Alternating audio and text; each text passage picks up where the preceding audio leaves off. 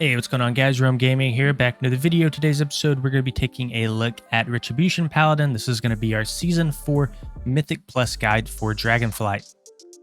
So, starting out with the pros, they have a great damage profile. That's one of the main reasons I like to play Retribution Paladin, is it just seems that they have a very fluid rotation.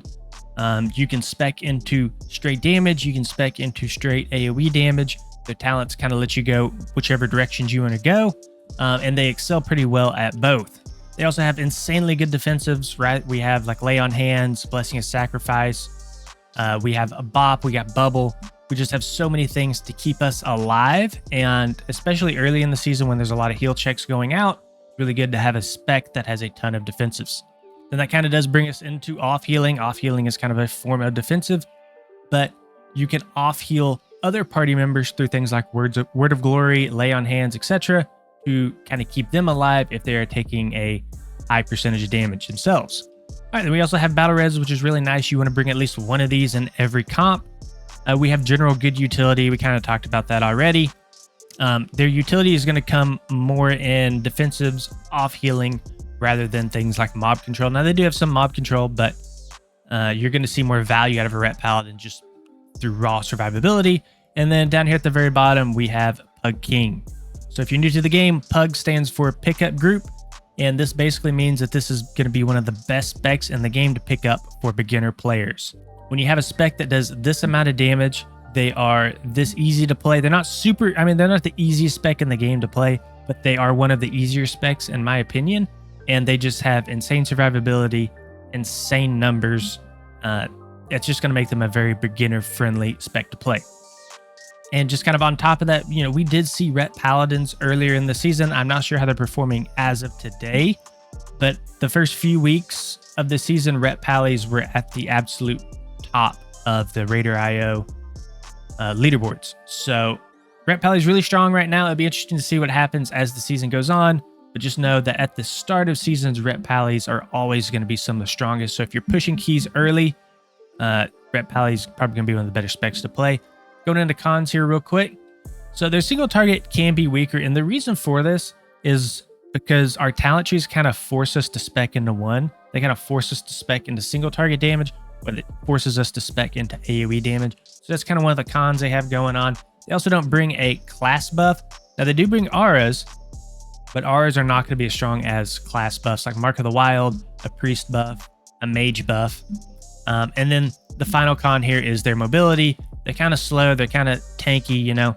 For all that survivability, they have to pay for it in some way, and that's going to be through their mobility.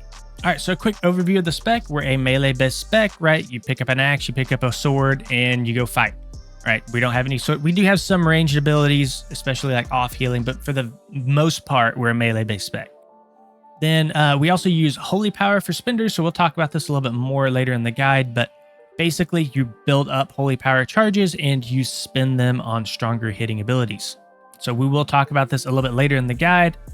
For off healing, you know, that's one of the main reasons you want to bring a Ret Pally is due to their insane off healing, not only for yourself, but for your group as well.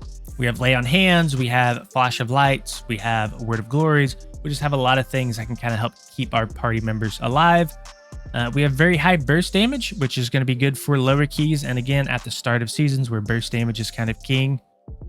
And then in terms of utility, I mean, the list goes on and on. There's a whole bunch more that I didn't even list here, but Blessing of Protection, right? You can make a target immune to physical damage. Lay on Hands, you can take somebody to full health. Word of Glory, another really strong single target heal. Freedom, which you can use to get a party member or yourself out of a root or a snare.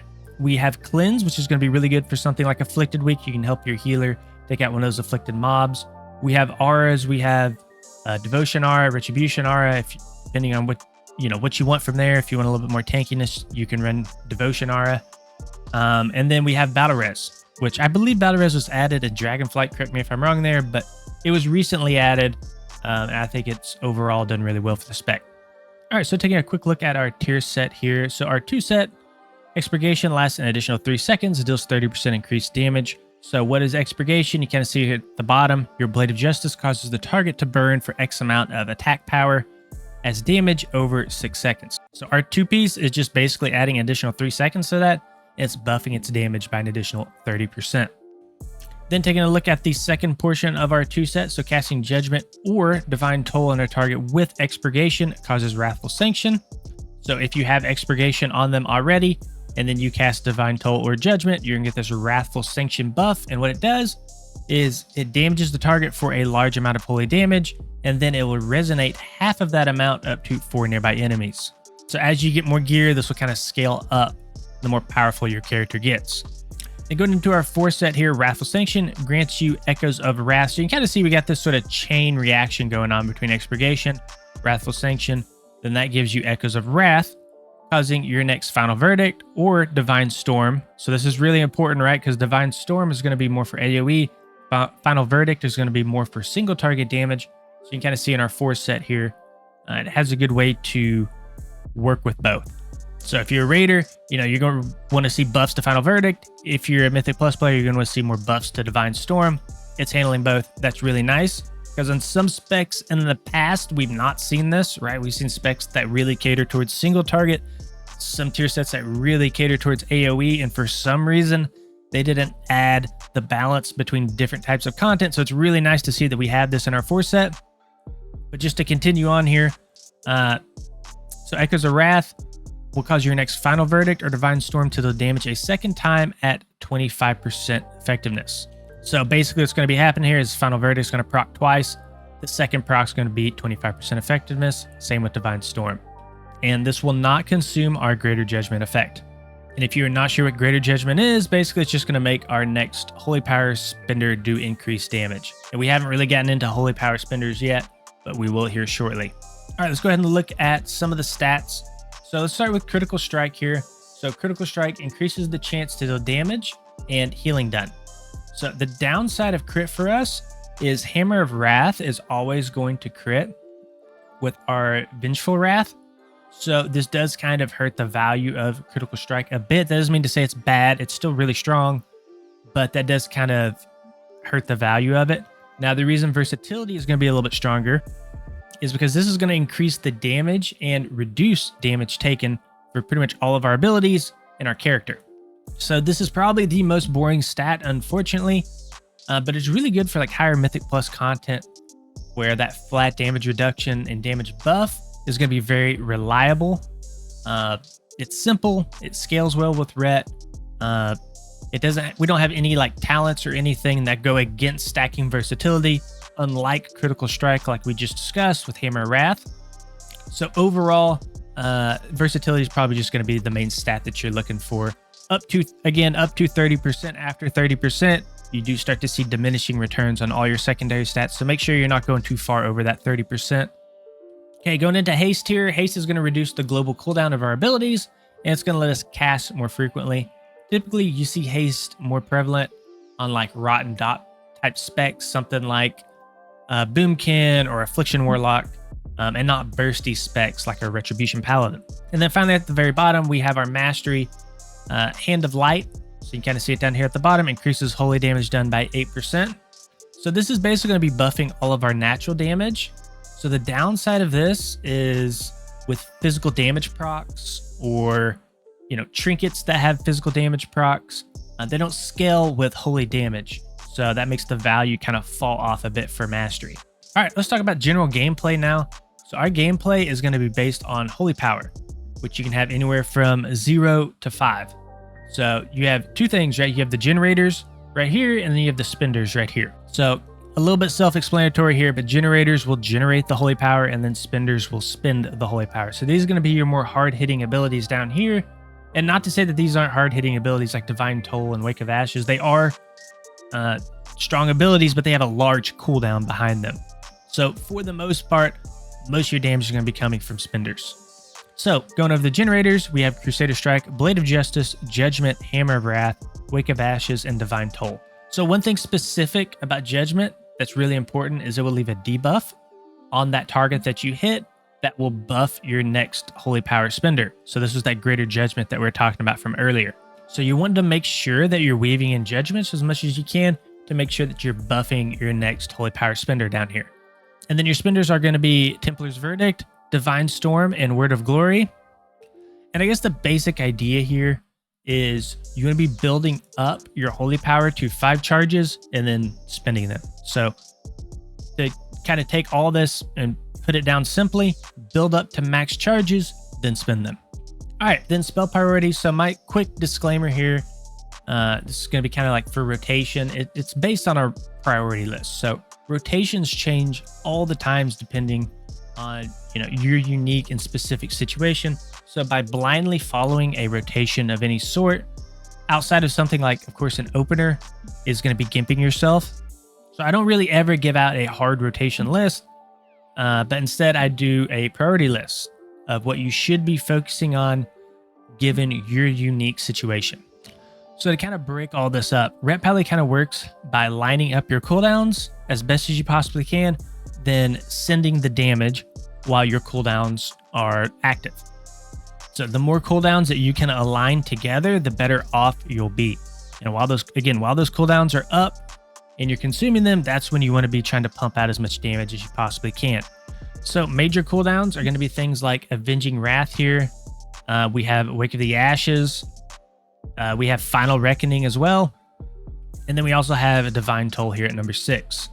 So you want to try to keep these on cooldown as much as you possibly can, and you want to try to align them as much as you possibly can. You want to be using them all together because they buff each other.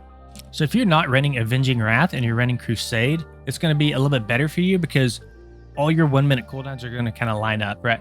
Avenging Wrath won't be here. It'll be Crusade, which is a 1-minute cooldown. That will line up with your Final Reckoning and your Wake of Ashes. Excuse me, not Wake of Ashes, your Divine Toll. So these 3 are going to line up, and it's going to be really nice because you're going to have this kind of 1-minute window, and you'll be able to use it pretty much between every single trash pack. Now, in our case, if we're running Avenging Wrath, it's not going to be as easy because Avenging Wrath is a 2-minute cooldown, so things aren't going to line up quite as well. So you're just going to kind of have to, based on your situation, go through this priority list and just see what you have available during that given pool. But I guess to add on to that a little bit more, Avenging Wrath is going to be every other Divine Toll and Final Reckoning. That's when you'll use it. So again, just to kind of go over this, this is not a rotation. This is not necessarily the order that you want to be pressing your abilities. It's more of a priority list. So for example, Avenging Wrath, Final Reckoning, Expurgation, those are going to be your top 3 priority items to get out. Now after that, you want to be making sure that you're not capping on Holy Power. This is very important because wasted Holy Power is essentially wasted damage. So going into a pool, you kind of want to make sure you're getting these 3 up. Then you want to look at your Holy Power, make sure you're not at 5 Holy Power. If you're not, then you'll go into a Wake of Ashes and then a Divine Toll. Now with Divine Toll specifically, you want to try to use this at low Holy Power because Divine Toll is going to generate Holy Power based on the number of mobs that you're fighting. So if you're using this, let's say for example at 4 Holy Power, you're going to be over capping when you press this ability and you're going to be wasting Holy Power. So you want to try to use this at as low of Holy Power as you possibly can. And then from here, the rest of this list is just basically alternating between generators and spenders. So Hammer of Wrath, if that does become available, you need to make sure you're pressing that as a Holy Power generator. Templar Slash. So Templar Slash is basically going to change the way that our Crusader Strike works, and it kind of has a combo that it revolves around. So the first part of the combo is it's going to strike your target for X amount of damage. Then you have 4 seconds after that to continue the combo. So you can spend a couple of abilities, but you want to make sure you get the second part of this combo off. And basically this is going to make your Crusader Strike critical strike 100% of the time. So basically, looking at this priority, this just means to Crusader Strike, right? We want to make sure we're getting this Templar Slash buff up. Then from here, you can go into a Blade of Justice, Judgment, Templar's Verdict. And then you can see here, we got Crusader Strike again, so that we're getting that within that 4-second window to get the second benefit of Templar Slash. So pretty straightforward down here, right? We're using our generators and then we're using our spenders. We're going back and forth, but there is a specific order that you want to try to do your generators in. So again, Blade of Justice is going to proc Expurgation, very important for our tier set. You want to make sure you're weaving this in as much as you can. You want to make sure you're keeping the Expurgation buff up as much as possible. We have Judgment here. This is going to be a Holy Power generator. And again, this is going to proc Greater Judgment, which is going to buff our next spender. So you can see our next spender here would be Templar's Verdict. Now, one thing to note here, what you're seeing here is for single target. The way that this changes for AoE is anywhere that you see Templar's Verdict, right? Just replace that with Divine Storm. It's going to be the same sort of priority, but just know that you can kind of swap this in and out for depending on what you're fighting, right? If you're a priority target, you're going to be going through something like this. If you're on a boss, you're going to be using something like this. If you're on a trash pack, you're going to be something like Divine Storm in here. All right, guys, that's pretty much it for the video. I mean, again, just to kind of recap all this, you want to try to line up your cooldowns as much as you possibly can. You want to make sure you're keeping your buffs up like Expurgation. You want to make sure you're keeping your tier set bonuses up. And then from there, you just want to kind of go through this priority list in terms of generators and spenders. So go to a target dummy, test this out a little bit. Let me know what you guys think. If you enjoyed the video, please consider liking and subscribing to the channel. We'll see you on the next one.